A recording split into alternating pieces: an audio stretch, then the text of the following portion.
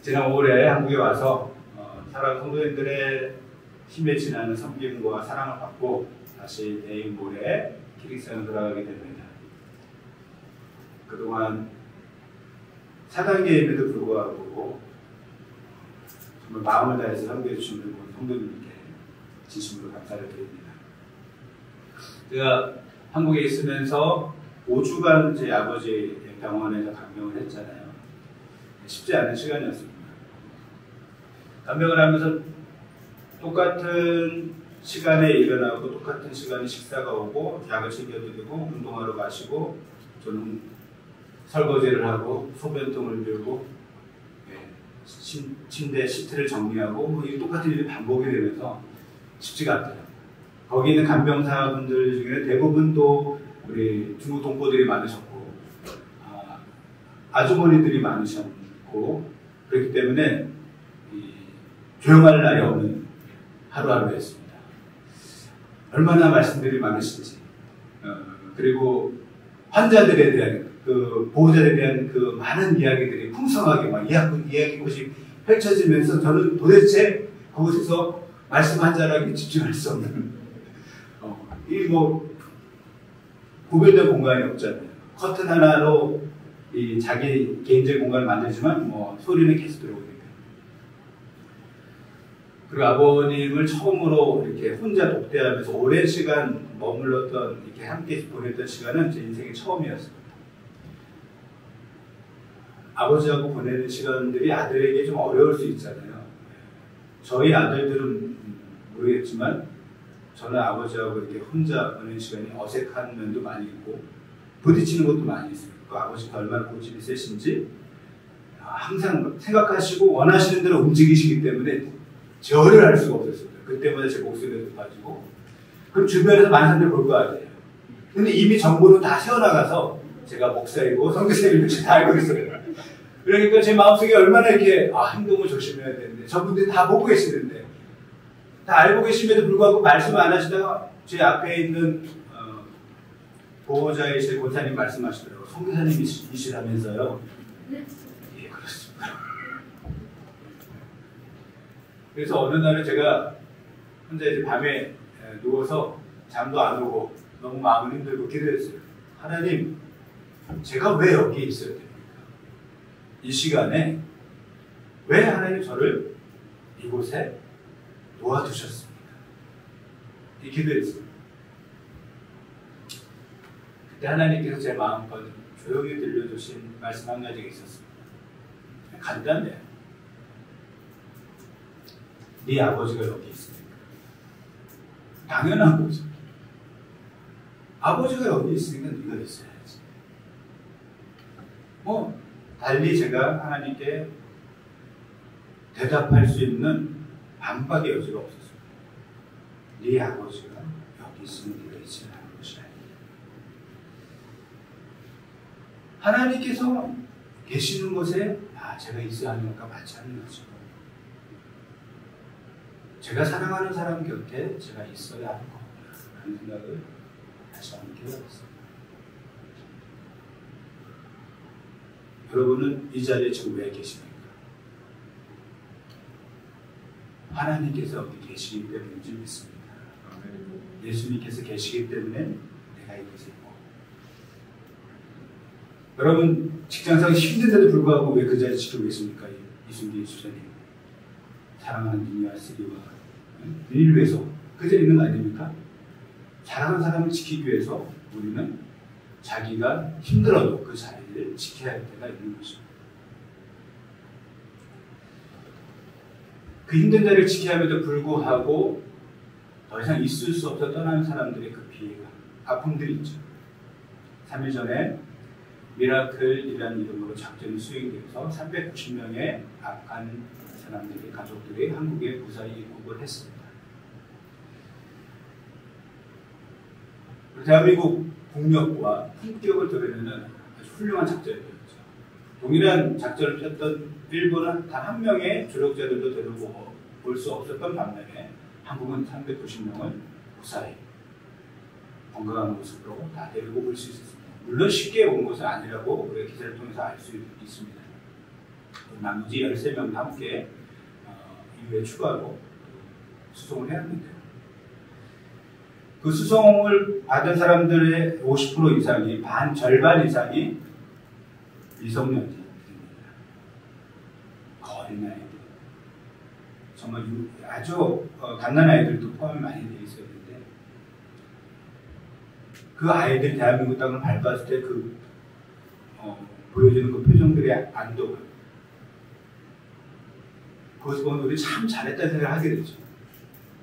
그들이 만약에 아프가니스탄에 계속 머물러 있었다면 어떤 일을 겪게 될지, 어떤 참화를 겪게 될지 우리는 뻔히 알고 있기 때문에 그들을 한국으로 후송한 것에 대해서 깊은 자부심과 감사한 마음이 있습니다. 그런데 남겨진 사람들의 운명은 어떻게 될까요? 한국과 서방 국가들을 도운 조력자들이죠. 그들은 언어를 잘하는 사람이 어떤 기술을 가진 사람들이에요. 그렇기 때문에 대사관에서 아니 국제 NGO 단체에서 일했던 사람들이죠. 그런데 거기에 남아있는 그리스인들이 있습니다. 그들은 서방 단체와 함께 일했던 적이 없는 사람들입니다. 선교사와 함께 믿음을 지키고 교회를 지켰던 사람들인데 그들을 후송할 방법이 지금 없습니다. 탈레반이 길거리에서 검문을 하면서 스마트폰을 본다고 합니다. 스마트폰을 열어서 거기에 성경 앱이 깔려 있거나 기독교 관련된 앱이 깔려 있으면 그 사람 곧바로 체포가 되고 그의 상황은 처형이 이루어져. 탈레반에게 있어서 기독교인이 된다는 것은 곧 사형을 합니다. 많은 믿음의 형제자매들이 지하교회에 있는 우리 믿음의 형제자매들이 언제 들이닥칠지 모르는 그 무시무시한 핍박과 환란 가운데서 숨죽여 울면서 기도하고 있는 상황이 지금 현실입니다.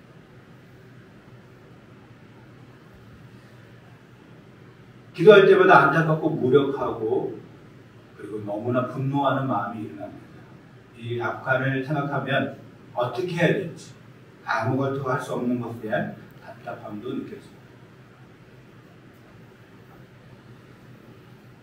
고난 가운데 박해 가운데 있는 우리 동료 그리스인들의 상황이 어제 오늘만의 일은 아닙니다.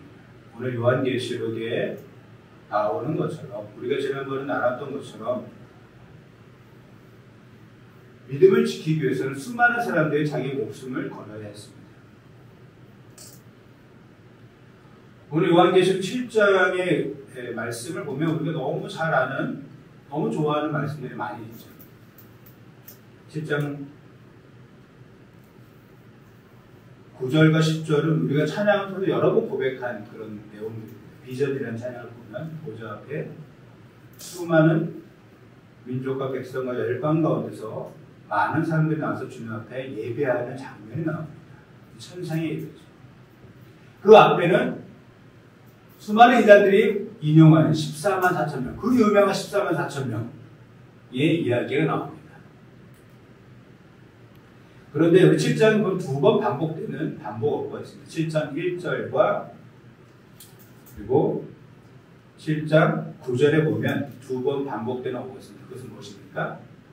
이 일 후에 내가 이 일 후에, 이 일은 무엇일까요? 이 일은 앞에 6장에서 벌어진 7인이 떼어지는 것을 말합니다.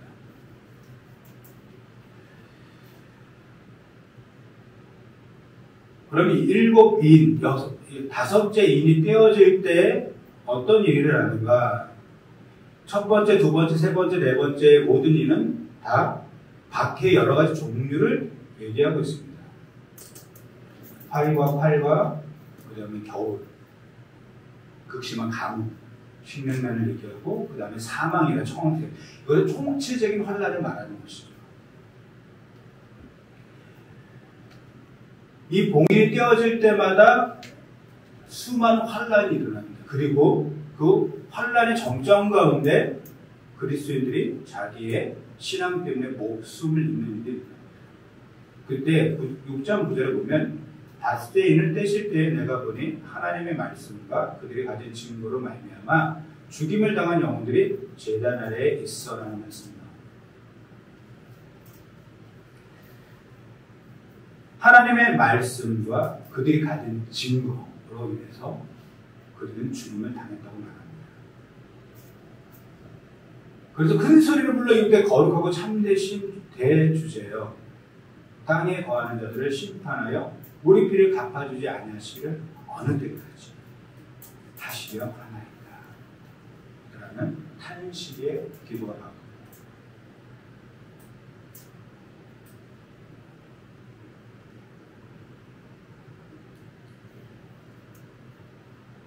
땅에 있는 자들로 인해서 피를 흘렸다고 말하고 그 피는 어디에 쏟아졌다고 말하고 있습니까? 6절에 그 죽임을 당한 영혼들의 피는 제단 아래에 있다고 말합니다. 제단 아래에 있다는 것은 무엇을 말하는 것일까요? 하나님은 왜 그들의 피를 더 원하시는 것일까요? 우리가 기대하는 대답은 걱정하지 마라. 곧 끝날 것이다. 내가 그들 모두 심판하고 멸망시킬 것이다. 조금만 참아라. 이런 말씀을 주신다면 큰 위로가 되고 그 환난과 박해를 견딜 수 있을 것 같은데 주님은 우리가 전혀 기대했던 말씀이 아니라 다른 말씀을 주십니다. 11절에 각각 그들에게 흰 두루마리를 주시며 이르시되 아직 잠시 동안 쉬되 그들의 동무 종들과 형제들도 자기처럼 죽임을 당하여 그 수가 차기까지 하라. 누베르스 마르투드 순교자의 숫자가 충만할 때까지 기다리라는 말씀이십니다. 무슨 말씀이에요? 아직 더 죽임을 당해야 한다는 것입니다. 이런 응답을 여러분 받는다면 어떤 느낌이 오시겠어요? 지금 내가 당하고 있는 어떤 어려움, 환난이 더 많은 시간을 필요로 하고 더 많은 희생을 필요로 한다는 주님의 응답을 들었을 때 우리의 마음이 어떨까요? 그런데 여기서 성도들이 이 당시에 박해 가운데 있던 성도들이 기다려 드렸던 한 말씀이 있습니다. 그것은 무엇이냐면 그들의 피가 어디 있다는 거예요? 제단 아래에 있다는 거죠. 제단 아래는 무엇일까요? 무엇을 의미하는 것일까요? 출애굽기 27장과 레위기 4장을 읽어보면 이 제단 아래 피가 뿌려진다는 것이 무엇인지를 의미합니다. 출애굽기 27장은 아론의 아들들을 제사장으로 임명할 때 그 위임식에서 속죄제를 드립니다. 수술을 드릴 때 그 속죄제의 번제를 들고 가서 그 남은 피를 어디에 쏟아야 하냐면 모두 제단 밑에 쏟아야 합니다. 레위기 4장에도 속죄제를 드릴 때의 규례를 쭉 얘기하면서 그 모든 피는 어디에 쏟아야 한다고 말하고 있냐면 바로 제단 밑에 모두 쏟아야 한다는 거죠. 그러면 이 말씀은 무엇을 의미하는 것입니까? 지금 죽임을 당하는 성도들의 피를 지금 무엇으로 받으시는 거예요? 속죄 제물로 받으시는 거예요. 예물로 받으신다는 의미인 것입니다. 그들의 죽음이 결코 헛되지 않다는 것이에요. 내가 보기에는 개죽음을 당하는 것 같고 아무 의미 없는 죽임을 당하는 거죠. 여러분 죽임의 순간에 우리가 기대하는 어떤 그런 화려하고 웅장한 기적이 보이는 많은 사람들 주목 가운데 보이는 죽음이 아닐 때가 너무 많아요. 탈레반 앞에서 신앙 갔던 이유로 그냥 총 한 발 쏴서 머리에 관통시켜 죽일 수도 있고 참수형으로 목을 잘라 죽일 수 있어요. IS 대원들이 믿는 사람들을 쭉 세워놓고 동영상을 촬영해서 참승을 했던 것을 우리는 보지 않았습니까?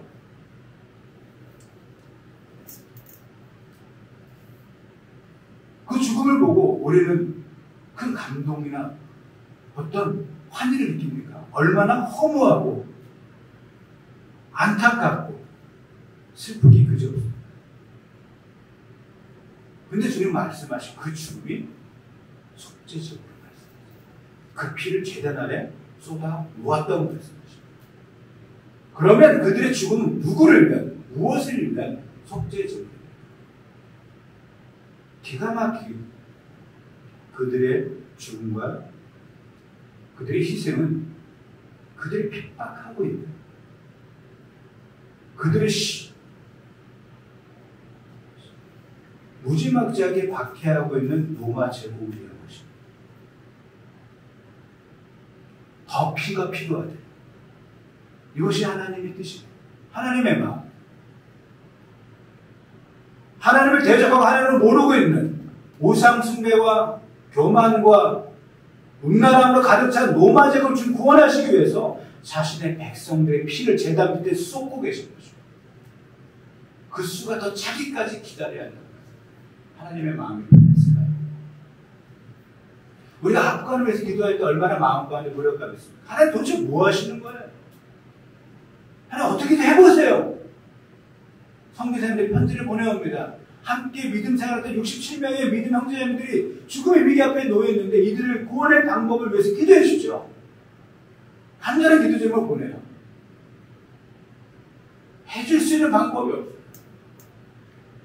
미국도 할 수 없어요. 왜? 그들에게는 그들 탈레반의 검문을 통과할 만한 합법적인 신분과 문서가 없기 때문에 그렇습니다. 어떻게든 구원해 주시길 바라는데 도살장으로 끌려가는 양같이 죽음만을 기다려야 하는 그들의 운명을 바라보면서 마음이 안타깝습니다. 그러는 중에 제 기도할 때 한 가지 책을 읽었습니다. 저희 단체에 선교사님들 찾아다니면서 인터뷰한 책이 있는데요. 그 책에 우리 아프간에서 7년 동안 사역했던 스프링이라는 중국계 말레이시아 사역자분의 이야기가 나옵니다. 이분이 사역할 때는 탈레반이 미군과 교전하면서 집권을 상실하게 되고 쫓겨나는 건데, 그리고 탈레반이 집권했을 때가 다 이렇게 중복입니다. 탈레반이 집권했을 때 그분이 겪었던 아프간의 상황. 차를 타고 나가면 여인들이 밖에 나왔던 이유로 구태를 당합니다. 근데 그 여인들이 밖에 나온 이유는 세상이 어떻게 돌아가나 구경하게 나온 것이 아니에요. 집안에 아이들이 먹을 것이 없기 때문에 어떻게든 먹을 것을 구하고 일하기 위해서 나온 거예요. 근데 그 여자들은 무지막지하게 채찍으로 내려치는 아프간 군인들, 탈레반 군인들을 보게 됩니다. 어떤 남자들은 밖에 나왔어요. 탈레반 군인이 또 심하게 매질당합니다. 이유는 수염을 짧다는 이유예요. 그들이 정한 규정에 의한 수염의 길이 맞아야 되는데 맞지 않았기 때문에 매질당합니다. 이런 부당하고 불의한 일들을 목격하면서 이 스프링 사역자는 너무 울분해요. 처음에. 저 아무것도 할 수 없어요. 거기서 껴들면 자기 목숨입니다. 더군다나 여인인데. 차 안에서 그 광경을 지켜보면서 주먹을 부르시면서 울분을 속으로 삼킬 수밖에 없습니다. 아프간에는 많은 지뢰들이 매복되어 있습니다. 매설되어 있습니다. 그리고 그 지뢰 위에는 나비 모양이나 헬리콥터 모양으로 꽂아놔요. 그것은 어린아이들 유인하기 위한 책략입니다. 아프간 어린아이들은 갖고 놀 장난감이 없기 때문에 그런 걸 보는 순간 아무리 어른들이 그것이 지뢰고 위험한 폭탄이라고 말을 해줘도 순간적으로 만지게 됩니다. 수많은 어린아이들, 수많은 사람들이 지뢰 때문에 목숨을 잃고 대부분은 불구가 되어서 머리 반쪽이 잘라지고 광대뼈가 사라지고 팔다리가 없어지는 평생 이렇게 살아가는 그 광경을 보면서도 우는 것밖에 할 수 없는 거예요. 그래서 어느 날 이 스프링은 이런 얘기를 합니다. 사방이 부당한 일투성이었어요. 차를 타고 시장을 다니면 군인들이 가족들이 여자들 때리고 볼 수 있어요. 남자들은 수염이 짧다는 이유로 군인에게 매료받게 됐어요. 지뢰로 목숨을 잃는 아이들, 평생 불구자로 살아가는 아이들, 시민들을 보면 한없이 울었습니다. 그런 모든 현실은 저는 울게 하고 주목을 불을 떨게 해요. 저는 화가 나면 그걸 하나님께 전부 표현해야 하는 사람이에요. 그래서 화가 날 때도 그래 밀가루 반죽을 하고 그것을 하나님에 대한 분노를 표현했습니다. 하나님 도대체 무엇입니까? 반죽을 하면서. 어떻게 이런 일이 일어나도록 내버려 두시는 겁니까? 도대체 뭘 하려고 이러시는 겁니까? 뭐라도 하셔야 되는 거 아닙니까, 하나님? 주님 대체 언제 역사하려 하시는 겁니까? 너무 불공평해요. 어떻게 보고만 계시는 거죠? 우리가 가질 수 있는 그 모든 대답, 모든 질문을 이 여인도, 이 사역자도 하고 있습니다. 그러면서 이 여인이, 우리 이 스프링 사역자가 7년 동안 사역하면서 그 답을 점점 하나씩 알아갔다고. 그 얘기를 다 할 수 없지만 이렇게 고백합니다. 3가지 사건을 경험하면서 하나님이 함께 하시는 경험, 그리고 자기가 사역자로 있는데 아무런 복음을 직접적으로 증거하지 않았는데 강경한 무슬림입니다. 전쟁으로 형을 잃었던 그 무슬림, 그리고 자기 처음 봤을 때 그리스도인을 알고 먼지를 휘날리고 모욕감을 주고 공격했던 그 한 형제가 저희 단체에 들어와서 청소부 일하게 되면서 3년 동안 유심히 이 스프링스를 지켜보게 됩니다. 이 스프링을 지켜본 그가 이렇게 얘기해요. 제가 지난번에 무리에게 그랬던 거 기억하시죠? 그래서 제가 아무것도 몰라서 그랬습니다. 정말 죄송합니다. 저는 정말 지금까지 살아오면서 기독교회는 다 나쁜 사람들이고 성경은 날조된 것이라는 교육밖에 받지 않았어요. 제가 아는 것은 그것뿐이라고 다른 것이 있지 않았기 때문에 당신을 믿을 수밖에 없었어요. 그런데 3년 동안 당신을 곁에서 지켜보면서 그렇지 않다는 것을, 그렇지 않을 수도 있다는 것을 저는 깨달았어요. 스프링은 자기가 그 아무것도 할 수 없는 무력한 그 고난의 한복판을 살아가는 그 모습 속에서 하나님께서 자신을 통해서 일하시고 계신다는 것을 깨달았어요. 군대 사령만 했던 한 사람이 자신을 통해서 예수님을 비밀리에 믿게 되고 전사했지만 그 믿음 가운데 있었다는 것을 나중에 알게 됩니다. 자신이 아프간 남자들에 의해서 법탈을 당하려는 그 위기가 몇 번 있었는데 불구하고 하나님 초자연적으로 역사하셔서 지키시는 그런 모든 과정을 통해서 스프링은 그렇게 고백을 하게 됩니다. 그렇지만 하나님은 저와 함께 하신다는 것을 알아요. 이런 고백을. 주님도 이 모든 상황을 지켜보면서 함께 마음 아파하신다는 것도, 화풀이용 빵 반죽을 끝내고 나면 내 안에 소용돌이치는 의문이 잠잠해지고 나면, 분노의 기운이 다 사그라들고 나면 주님이 제게 찾아와 이렇게 말씀하세요. 네 마음도 그렇게 화가 나고 무너지고 슬픈데 내 마음은 어떻게? 그럴 때마다 아버지의 마음은 조금이나마 엿볼 수 있어요. 아버지의 마음이 얼마나 고통스러우신지, 환난과 핍박과 어려운 가운데 있는 주님의 자녀들을 보시면서 주님은 마음이 결코 변하시지 않습니다.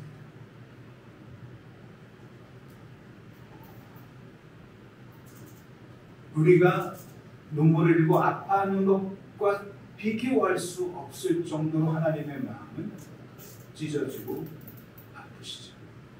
그런데 주님 그런데도 말씀하세요. 아직도 더 피를 흘려요. 왜 주님은 그렇게 말씀하시나요? 극악한 로마 제국이 구원받기 위해서 그들의 피를 제단 밑에 쏟으신다고 말씀하십니다. 당신의 사랑하는 아들 예수 그리스도 십자가에 주신 하나님이 이 세상을 구원하시기 위해서 예수 그리스도를 따르는 어린 양의 피에 자기 옷을 씻은 흰 옷을 입은 그런 사람들, 그들을 통해서 이 극악 무도하고 여전히 우상 숭배와 불순종과 교만과 자기가 신이 되어 살아가는 사람들을 구원하기 위해서 그리스도의 피를 제단 밑에 쏟으신다는 것입니다. 꼭 그러시면 하나요. 7장 1절과 9절에 이 인류의 본이라는 것은 바로 이 일을 말하는 것입니다. 주님의 고난을 통과한, 죽음의 고난을 통과한 사람들이 있은 이 후에 14만 4천 명이 구원받는 자들이 일어나는 것입니다. 14만 4천. 무엇을 말합니까? 계시록에 보면 24장로가 나옵니다. 24장로는 또 누구일까요? 성경은 다양한 수학적인 상징과 기호로 얽히고 설계 있습니다. 우리 문화 안에서 우리가 좋아하는 숫자들 있죠. 마찬가지로 기독교, 유대 문화에서 상징으로 모두 공통되게 받아들인 숫자의 의미와 함의들이 있습니다. 숫자 7 무엇이죠? 완전 숫자, 충만함을 의미합니다. 그 숫자 7은 어떻게 이루어지고 있습니까? 숫자 3과 4가 합쳐서 숫자 7이 된 거예요. 그 3은 무엇인가? 온전함. 그것은 유대인들의 사고방식에서 하늘이 구성된 것을 말해요. 유대인들에게 하늘은 3층천이에요. 공중에 새가 날아다니는 하늘, 해와 달과 별들이 있는 광명체가 있는 하늘, 그리고 하나님, 영광의 하나님이 계시는 하늘, 천사, 3층천이 이루어집니다. 그러면 소아시아 사람들, 헬라인들에게 어떤 하늘에 대한 이해가 있을까요? 바울이 얘기하죠. 내가 7층천에 올라갔다고 합니다. 그렇기 때문에 3이라는 숫자는 이 하늘을 의미하는 것이에요. 그럼 4는 무엇인가요? 4는 공통적으로 모든 세계에서 다 공이 사용되고 있는 동서남북, 땅을 의미합니다. 땅과 하늘이 조화를 이룰 때 그것은 완벽함이에요. 그래서 7은 하나님을 의미하는 숫자가 됩니다. 자, 그럼 12, 우리 잘 아는 12는 무엇이죠? 이스라엘의 12지파. 그럼 신약에서 그 12는 무엇일까요? 예수 그리스도의 세언을 받은 새로운 이스라엘, 12제자라고 표상되는 새로운 이스라엘을 말합니다. 신약, 구약과 신약의 교회, 구약과 신약의 구원받은 백성들이 바로 12개를 표현되는 것입니다. 그 둘을 합치면 어떻게 돼요? 24가 되는 것입니다. 그럼 24 전면 도대체 누구를 말하는 것이에요? 바로 구원받은 하나님의 백성들, 우리를 말하는 것입니다. 하나님의 교회가 바로 20대 장로인 것이에요. 그것은 또 다른 어떤 사람이 아니에요.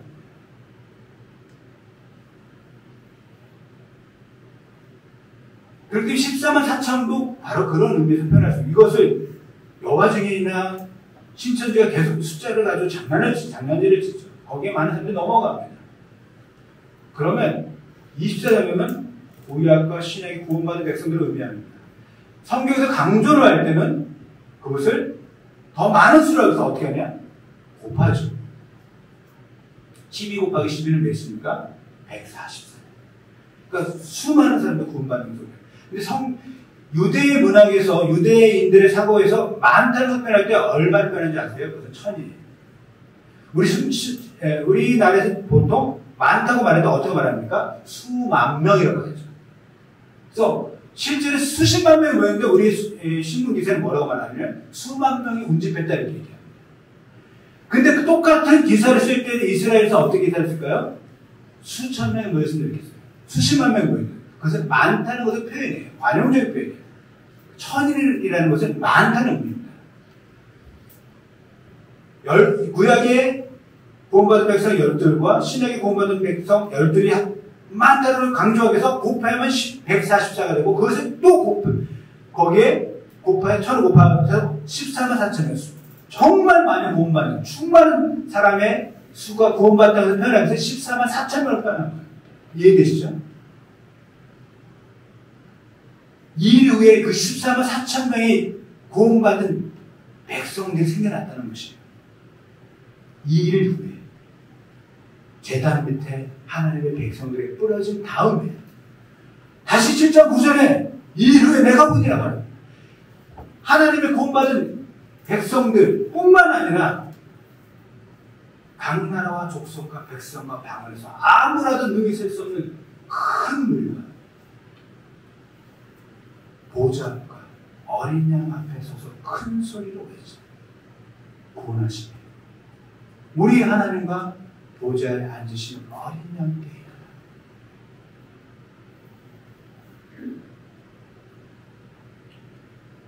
역사적으로 하나님께서는 하나님의 백성들의 믿음의 헌신과 순교와 희생을 통해서 구원받는 사람들을 무수히 일으키셨습니다. 도미탄 박해를 통해서 하나님께서는 로마 제국을 구원하셨습니다. 제국 아래 이제 기독교가 점차 힘을 얻고 제도관으로 들어오면서 교회가 부유해지면서 오히려 영적으로 교회가 사막화되어 갈 때 하나님은 하나님의 사람들을 어디로 보내셨냐면 사막으로 보내셨습니다. 20대 사막으로 보내셔서 그 안에서 고행과 금식과 기도를 통해서 하나님께서는 죽어가는 교회를 살리셨습니다.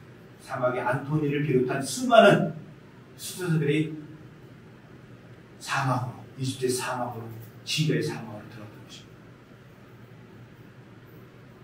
이제는 황제의 권력도 능가하는 그 왕의 교회의 권력이 비대해질 때 교회는 썩을 대로 썩어서 중세의 암흑기를, 영적인 암흑기가 왔을 때 하나님께서는 도미니크와 프란시스라는 사람의 헌신을 통해서 수동운동을 통해서 교회를 구한 살리시기 시작했습니다. 그들은 교회의 주로에서 냉대받고 멸시받고 천대받으면서 가난과 순종을 미덕으로 삼으며 노동하며 기도하며 죽어가는 중세교회를 살렸습니다. 웅장한 건물을 지으면서 수많은 사람들의 피와 땀을 동원해서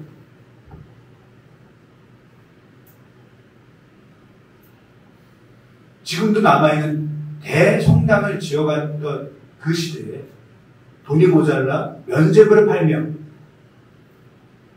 이 헝금함에 동전이 떨어진 땡그란 소리가 들렸으면 당신의 영혼이 지옥에서 천국으로 옮겨질 것입니다라는 그런 주교들의 가르침을 들을 때에 마틴 루터는 가만히 있을 수 없었습니다. 말씀을 왜곡하고 사람들을 타락의 길로 인도하는 중세 가톨릭 교회를 향해서 하나님께서는 마틴 루터를 들으셨습니다. 하나님께서는 위기가 있을 때마다, 어려움이 있을 때마다 목숨을 건 믿음의 사람들, 그들의 희생과 헌신을 통해서 교회를 깨우셨고 하나님 나라에 이루셨습니다. 지금 이 시대에 저는 하나님께서 이슬람 사회를 강하게 흔들고 있다고 믿습니다. 2001년 9월 11일에 9.11 테러가 났을 때 우리는 경악을 금치 못했습니다. 알카이다의 빈라덴과 수많은 극단주의 무슬림 단체들이, 이슬람 테러 단체들이 그런 테러를 벌였을 때 세계는 충격과 공포의 도가니 속에 빠져들었습니다. 그리고 다시 이런 테러 어디서 일어날지 모르는 그런 긴장감 감축에 살았습니다. 그리고 아프가니스탄 전쟁이 시작되었죠. 그러나 눈에 보이기에는 이슬람 세력이 줄어들고 약화되는 것처럼 보이지 않습니다. 오히려 시리아 내전을 통해서 ISIS라는 더 극악한 이슬람 극단주의 무리들이 일어났죠. 그 IS의 만의 테러는 세계 곳곳에서 산발적으로 일어났습니다. 프랑스에서, 영국에서, 스페인에서, 세계 곳곳에서 그 테러가 일어났기 때문에 더욱더 불안감을 가지게 되었죠. 근데 하나님께서는 그 이면에서 많은 무슬림들의 마음을 흔들고 계십니다. 그들이 믿고 있는 알라, 그들이 주장하는 평화의 종교라는 이슬람이 과연 이런 모습인가?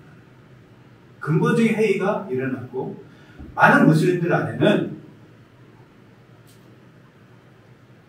코란과 알라와 그들이 철통같이 믿었던 유일한 예언자인 무함마드에 대한 의문이 일어나기 시작했습니다. 서구 세계에 이민 온 무슬림 2세대, 3세대들에게는 문화적 갈등과 충격이 있습니다. 그것으로 인해서 그들의 세계관이 많이 바뀌어갑니다. 겉으로는 여전히 이슬람의 권위 아래 복종하지만 내면은 많이 바뀌어가고 있어요. 그런 갈등 상황 속에서 일어난 이 일련의 사건들은 그들의 변화에 전혀 변할 수 없을 것 같았던 이슬람의 그 철옹성과 같았던 영적인 장벽들이 띄어져 나가기 시작했습니다. 거기에 결정적으로 하나님께서는 진리를 찾는 자들에게 신실하게 나타나서 꿈과 환상을 통해서 초자연적인 환상을 통해서 하나님의 살아계신 예수님이 하나님의 아들이신 것을 보여주기 시작했습니다. 그리고 그들이 수많은 무슬림 배신자들이 나오기 시작했고 그들이 쓴 책이 사람들에게 알려지기 시작했습니다. 저는 아프간은 이번 사태를 통해서도 하나님께서 근본적으로 우리 이슬람 세계에 하나님이 구원한 일을 이루어 가신다고 했습니다. 이 일을 내가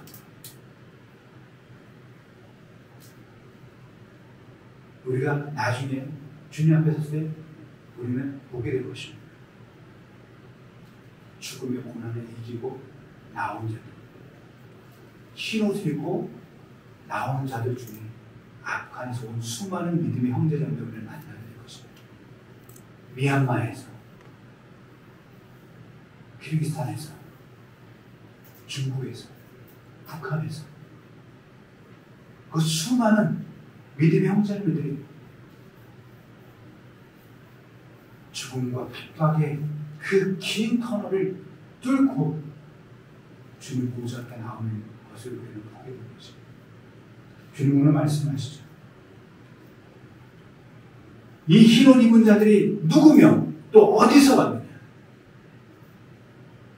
주님 당신이 하십니다. 그가 나에게 이르되 이는 큰 환난에서 나오는 자들인데 어린 양의 피에 그 옷을 씻어 희게 하였느니라. 결코 우리에게 환난이 빗겨간다고 주님 약속하신 적이 없습니다. 계시록을 자세히 읽어보면 휴거 환난을 7년 대환난을 피해서 환난을 하나님께서 감당하지 못할 것 하나님의 백성을 들어올리신다? 그런 의미의 내용은 없습니다. 오히려 계시록 자세히 읽어보면 그들은 환난을 전면 통과한 자들이에요. 그들은 환난과 핍박 속에서 하나님의 말씀과 자기의 증거를 해서 목숨을 잃은 자들입니다. 그러고 보니 이제부터 주 안에 죽는 자들 복이 있다고 말씀을 하시는 자들입니다.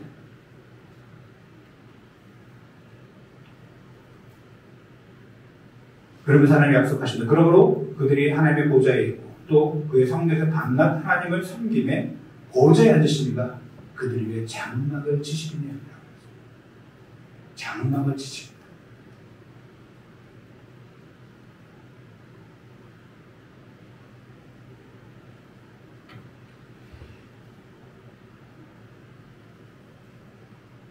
말씀을 마무리 이제 정리해야 되는데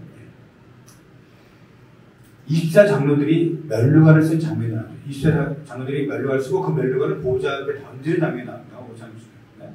그래서 하나님 앞에 찬송하는 장면이 나와요. 그 멸류관에 대한 얘기가 나옵니다.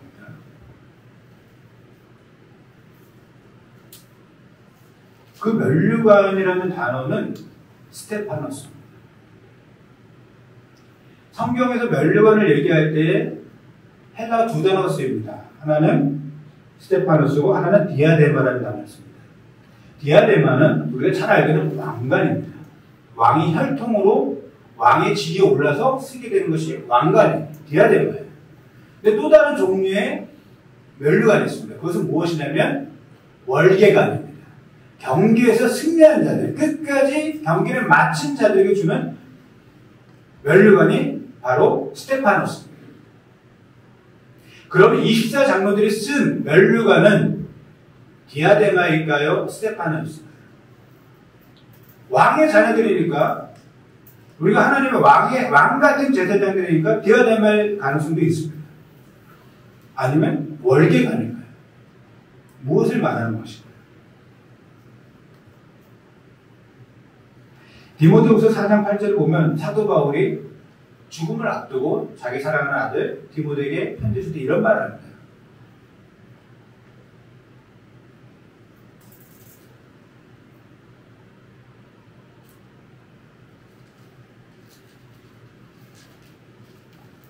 제가 정확하게 잘 보여드리니까 이제 후는 나를 위하여 의의 멸류관이 예비되었으므로 주 곧으로 오신 재판장이 그날에 내게 주실 것이며 내게만 아니라 주의 나타나심을 사모하는 모든 자에게 나는 선한 싸움을 싸웠고 나의 달려가는 길을 마쳤다. 그렇기 때문에 주님께서 나를 위한 의의 멸류관을 주셨다. 이 멸류관에 없었던 단어는 무엇이었을까요? 야고보서 1장 12절에도 이런 말씀을 합니다. 시험을 참는 자는 복이 있나니 이는 시련을 견디는 자가 주께서 자기를 사랑하는 자들에게 약속하신 생명의 면류관을 얻을 것이기 때문이라. 시험을 참는 자들에게 주시는 면류관도 있다고 말씀합니다. 그것을 시험을 참는 자들에게 면류관을 주시는 말씀인데 이 면류관도 동일한 단어를 쓰고 있습니다. 요한계시록과 세 곳이 다 동일한 단어를 씁니다. 그것은 바로 스테파노스. 그것은 사도 바울처럼 믿음의 경지를 끝까지 지킨 사람, 죽음과 환난 앞에서 칼 앞에서 예수를 시인하면 죽을 수밖에 없는 그 상황 속에서도 죽더라도 믿음을 지키라고 말씀하시죠. 음성을 듣고 자기 믿음을 지킨 사람들에게 주시는 멸류관이었어요. 많은 궁핍함과 환난과 시험을 견딘 자들에게 주는 멸류관이었어요. 그것이 바로 스테파노스였어요. 그 스테파노스를 주신 주님이 지금 어디에 계신가? 지금 말씀하시는 것입니다. 내가 그 입에 장막을 치겠다고 말하고 있습니다. 장막을 치겠다고 말하는 거예요. 함께 살겠다고 말하는 것이 그것이 어디예요? 지하 감옥일 수도 있고 지금 탈레반에 포위되어서 탈출구가 없는 그 상황에 주님께서 내가 그 입에 장막을 치시겠다고 말씀하십니다. 코로나로 인해서 꼼짝없이 재정적인 파산을 당하는 그 시점에 있는 나에게 주님이 그곳에 나와 함께 장막을 치시겠다 말씀하시는 거예요. 부모님이 노사에 간병해야 되는 그 극심 환난 속에서 매일 저녁처럼 잠을 잡지 못하고 있을 그때 주님 말씀, 내가 그곳에 장막을 치겠다고 말씀하십니다. 우리 환난과 우리 삶의 그 모든 삶의 중심에 믿음으로 견디는 그 모든 사람들에게 주님 말씀은 내가 그들에게 장막을 치고 함께 하겠다고 말씀하십니다. 스테파노스, 그에게 멸류관을 주겠다 말씀하십니다. 이 스테파노스와 동일한 이름을 가진 믿음의 사람 누구입니까? 바로 스테반이에요. 스테반의 이름은 바로 헬라 스테파노스입니다. 그가 사도행 7장에서 죽임을 당할 때에 그가 환난 성령 충만해서 환상을 뭐라고 말하고 있습니까? 7장 55절에서 그가 성령 충만해요. 내가 지금 하나님의 보호자라고 그러는데 그 하나님의 보호자 우편에 계신 그리스도께서 일어나신다고 말합니다. 하나님과 그리스도께서 일어나신다고 말하고 있습니다. 언제 일어납니까?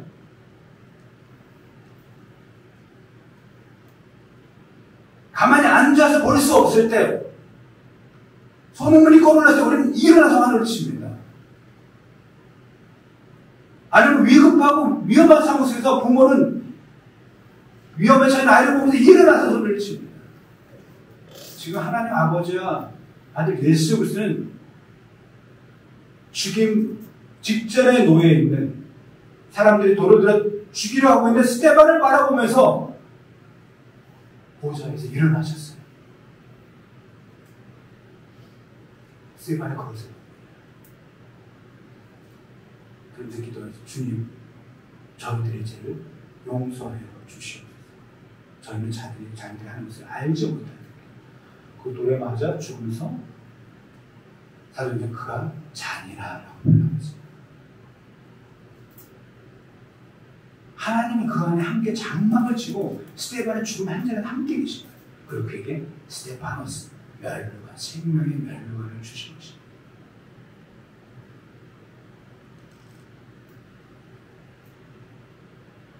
평안히 살면서도 육체의 욕망을 따라 살아가는 우리에게는 생명의 멸류관을 빼앗긴 위험이 더 큽니다. 죽음 앞에서 믿음을 지켜가는 고난 가운데 죽기를 각오하고 죽더라도 믿음을 지키기를 결단한 사람들에게는 주님 말씀에 생명의 멸류관을 믿어주겠다고 말씀하십니다. 우리 지금 어느 자리에 서 있어야 합니까? 저는 제 자신에게 다시 한번 물어봅니다. 너는 왜 다시 키르기스탄으로 가려고 하느냐? 저는 이미 병원에서 그 답을 들었습니다. 아버지께서 이곳에 계시기 때문입니다. 하나님께서 계시는 그곳이 어디이든 어떤 상황이 벌어지건 우리는 우리의 장막을 치신 주님을 알기에 그 죽음마저도 그 어떠한 환난과 시련도 끌어낼 수 없는 그들의 사랑이 우리 안에 묶여 있다는 것을 알기에 우리는 의연하게 그 하나님의 길을 갈 수 있을 줄 믿습니다. 이들은 어디서 오는 자들인가? 환난과 핍박을 통과해온 자들. 어린 양의 피로 씻어진 흰옷을 입은 자들이라고 말했습니다. 그들에게 더 이상 눈물도 고통도 애통하는 것도 없고 줄이는 것도 없다고 말씀하십니다. 죽기를 각오하는 자는 하나님의 영원한 생명을, 살고자 하여 주님을 버리는 자들은 영원한 멸망에 처해질 것입니다. 주님,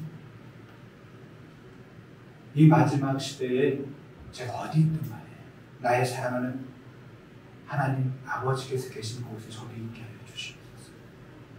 주님, 제 위에 장막을 지시옵소서.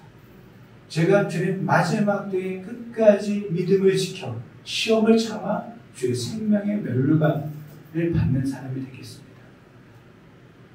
나의 가족이, 나의 사랑하는 자녀들이, 나의 모든 교우들이, 내가 사랑하고 품고 있는 그 사람들이 이 생명의 멸류관을 얻게 하여 주시옵소서. 핍박과 환난과 박해 가운데 있는 우리 많은 믿음의 형제자매들이 그 안에서 믿음을 지켜내고 생명의 멸류관을 얻게 하여 주시옵소서. 우리가 함께 기도했으면 좋겠습니다.